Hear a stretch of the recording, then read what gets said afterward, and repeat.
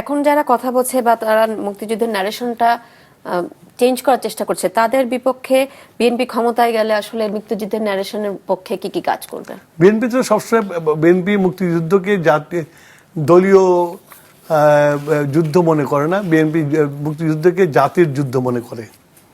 এবং সেই সময় সেই জন্যই আমরা যতবার ক্ষমতায় এসেছি আমরা মুক্তিযুদ্ধের জন্য আমরা কাজ করেছি।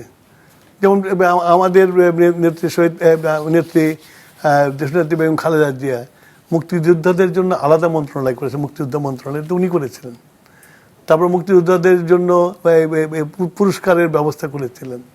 তো মুক্তিযুদ্ধকে আমরা সম্মান করেছি, কিন্তু মুক্তিযুদ্ধকে আমরা রাজনৈতিক কাজে ব্যবহার করি, হাতিয়ার হিসেবে ব্যবহার করি নাই, যেটা আওয়ামী লীগ করে মুক্তিযুদ্ধকে ইয়াং জেনারেশনকে মুক্তিযুদ্ধকে পচায় দিয়েছে যে আমরা মুক্তিযুদ্ধকে আমরাই করেছে।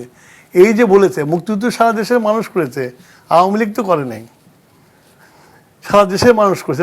এটা একটা জাতীয় যুদ্ধ ছিল, জনযুদ্ধ ছিল। সেইটাকে তাদের দলীয়করণ করতে যে আজকে এইসব লোকজন যে কথা বলার ব্যবস্থা করেছে। সুতরাং আওয়ামী লীগ কোনো কালেই মুক্তিযুদ্ধকে ব্যবহার করার চেষ্টা করছে, মুক্তিযুদ্ধকে ক্যাশ করার চেষ্টা করছে, কিন্তু মুক্তিযুদ্ধকে কোনোদিনও কন্ট্রিবিউট করে নাই, সম্মানের জায়গায় নেয় নাই। কিন্তু বিএনপি সবসময় মুক্তিযুদ্ধকে সম্মানের জায়গায় নিয়ে যায়, বিকজ আমার প্রতিষ্ঠাতা, আমার দলের প্রতিষ্ঠাতা, বিএনপির প্রতিষ্ঠাতা একজন মুক্তিযোদ্ধা, উনি সম্মুখ যুদ্ধ করেছেন।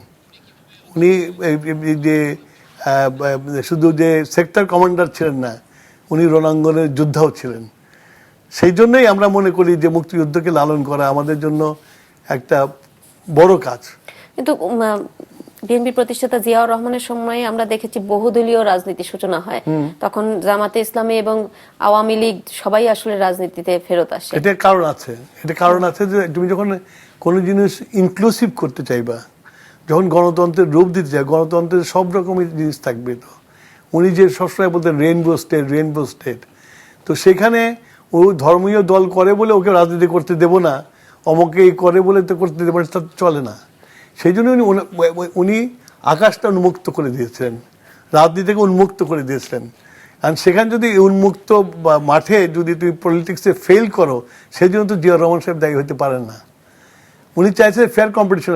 ধরো উনি ব্যান করেই রাখতো, তাহলে আজকে কি হতো? হাসিনা তো ব্যান করছিল, লাভ হয়েছে কিছু? লাভ হতো না।